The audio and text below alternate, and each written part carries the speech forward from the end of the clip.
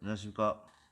오늘은 대한민국 무술이 일본 무술을 절대로 이길 수 없는 이유에 대해서 조금 얘기를 해보려고 합니다. 참고로 저는 절대로 친일파가 아닙니다. 다소 황당한 주제이지만 대한민국의 무술은 일본의 무술을 절대로 이길 수가 없습니다.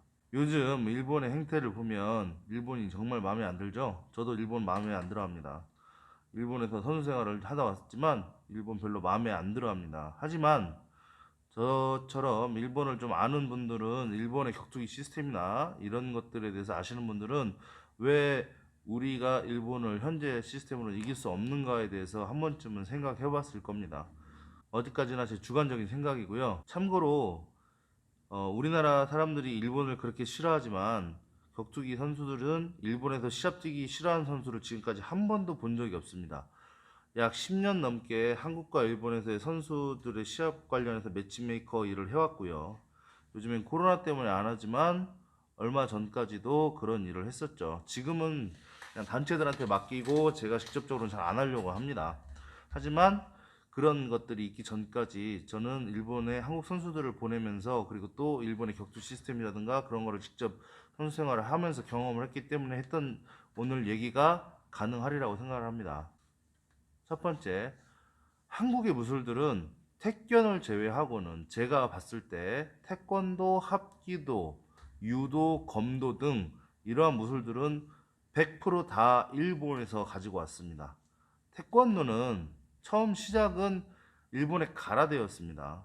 우리가 태권도의 1장, 2장, 그게 예전에는 1장, 2장, 3장 이렇게 안 불렀고 1형, 2형, 3형, 이 형의 개념이 가라데의 카타, 그러니까 이치카타, 니카타라고 하는 그런 1장, 2장의 개념과 같았고요.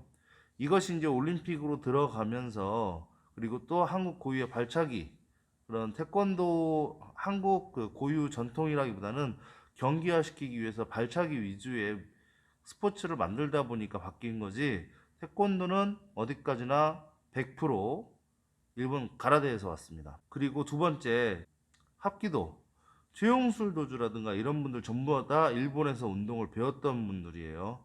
그리고 한국에 들어와서 후에 거기에 발차기가 가미됐던 어떤 기술들이 가미됐을지 가미됐지만 분명히 합기도는 일본의 아이키도와 매우 흡사하고 실질적으로 거기에 기술 체계들을 많이 갖고 왔습니다. 부정할 거는 부정하지만 아니 인정할 거는 인정해야 됩니다.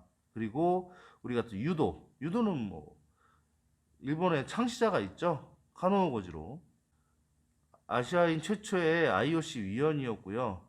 일본 황족의 교사이기도 했습니다. 그러면서 이 유술 여러분들 요즘 많이 하는 주짓수에서 그거를 스포츠화 시킨 게 유도라는 거 많이들 알고 계실 거라 생각합니다. 그리고 검도 대한검도는 100% 말씀드리는데 대한검도가 아니죠. 호구 있고 이런 것들은 일본하고 똑같습니다. 어떻게 해서 그 대한검도가 한국의 전통 무술이라고 말하는지는 잘 모르겠습니다. 저는 검도인은 아니니까요. 그런데 호구를 착용하고 경기 룰이라든가 이런 모든 것들이 일본의 검도하고 동일합니다. 그런데 대한검도라고 합니다.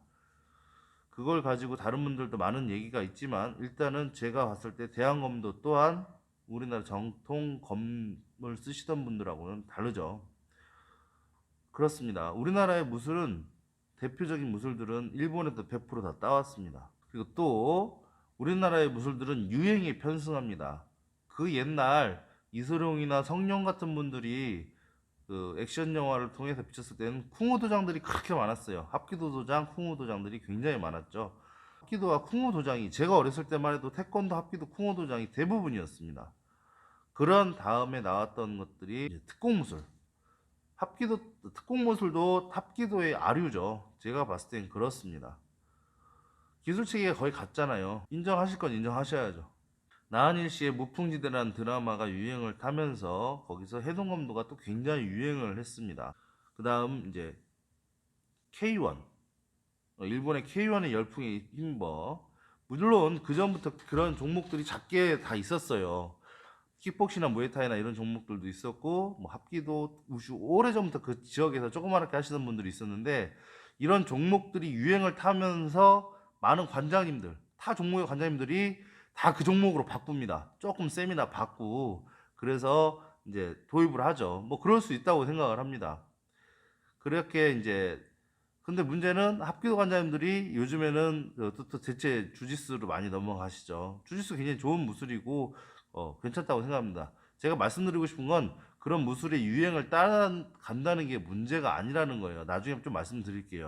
얼마 전에까지만 해도 그 아저씨라는 영화 때문에 칼리, 아르니스 뭐 이런 게 또 굉장히 한동안 붐이었었죠. 그 전까지는 그 몇몇 분들이 외국에서 배워왔던 거 있었지만 정식 도장은 안 했었습니다. 근데 그런 것들이 또 살짝 유행을 하다가 요즘은 좀 많이 들어간 것 같아요. 이러한 것들을 봤을 때 우리나라의 무술들은 굉장히 유행적입니다. 무술도 유행이 있어요. 우리나라에 막 인기가 있다가 사라지기도 하고 또 다른 무술이 막 인기가 있다가 사라지기도 하고 그렇습니다. 일본에서 대부분 베껴 왔고요. 그리고 유행을 타는 이러한 무술들의 문제점은 철학이 없다라는 겁니다. 내가 왜 이 운동을 하는지, 내 인생에서 이 운동은 어떠한 의미가 있는 건지, 또 나는 이 운동을 사람들한테 왜 지도를 해야 되며, 또 어떻게 지도를 해야 될 건지에 대한 철학적인 물음과 그러한 그 물음에 대한 답을 할 수 있는 관장님들이 별로 없습니다. 오직 돈벌이로만 생각을 해서 관원들 한 명당 권리금이 있어요. 다른 체육관한테 넘길 때. 어떤 종목들은 그래요. 그래서 관원을 많이 유치하고 다른 관장님한테 넘겼는데 그게 아니다. 그 관원 수가 처음에 말했던 거랑 다르다 해서 실제로 소송을 한 그러한 판례들도 있습니다.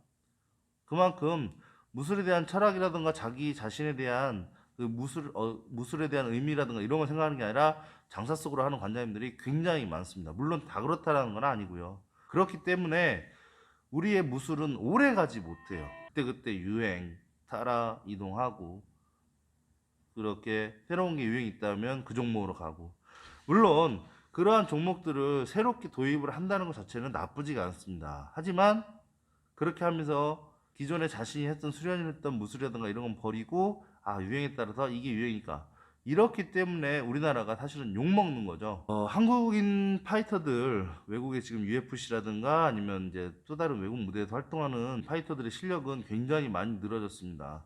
일본의 격투기 관계자들도 예전에는 지기 위한 자기 자신들의 선수를 이기기 위해서 어떻게 보면 희생양으로 한국 선수들 많이 불렀었다 그러면 이제는 그렇지 않습니다. 한국 선수들에 대한 실력과 위상이 세계적으로 굉장히 많이 올라가 있습니다. 그런데 저는 이게 걱정입니다. 그들의 그러한 실력들이 단기간에 그렇게 반짝하고 사라지는 게 아니라 나름대로의 철학을 가지고 그 운동을 수련하고 그랬던 선수들이 언젠간 지도자가 됐을 때 확고한 그러한 철학적 사고를 바탕으로 그 종목의 하나의 뿌리 같은 사람들이 돼서 자신의 그러한 가치를 다른 사람들한테도 전달하는데 그 운동에 의미가 있기를 하는 그러한 마음을 갖기를 바랍니다. 오래 하시는 분들이 많았으면 좋겠다라는 얘기예요. 유행이 편승해서 그냥 돈벌이로만 하기에는 무술이라는 가치가 우리 처음 시작할 때 그러진 않았잖아요. 그렇습니다. 끝으로 자신만의 확고한 철학을 바탕으로 자신의 길을 가고자 했던 한국의 태권꾼 장칼 장태식 선생님이 얼마 전에 고인이 되셨습니다. 삼가 고인의 명복을 비는 마음으로 이러한 방송합니다. 오늘 영상 여기서 마무리합니다. 감사합니다.